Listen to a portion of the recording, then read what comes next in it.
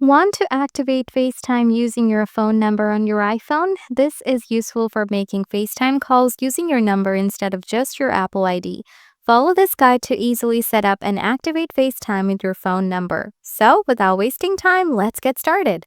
Solution 1. Activate FaceTime with phone number. Here's how you can activate FaceTime using your phone number. Open Settings, tap Apple ID, tap Sign In and Security. Now keep in mind to add the number here to set FaceTime with your number. After that, here, I already have number added. Now I'm going back to my main setting. Scroll down, tap Apps, scroll down and tap on FaceTime. Ensure FaceTime is toggled on. Under the You Can Be Reached by FaceTime at section, ensure your phone number is selected and unchecked your Apple ID. This will allow you to activate your FaceTime only with your phone number. Now, in any case, if you see your number keep loading and not showing, then do this quick work.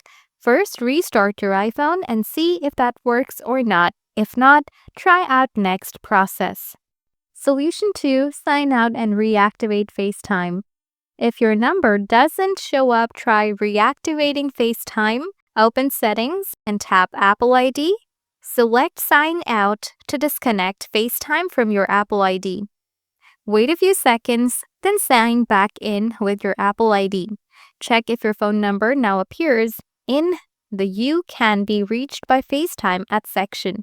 By following these steps, you can successfully activate FaceTime with your phone number and start making calls. If this guide helped you, don't forget to subscribe for more tech tips and stay tuned for the next video.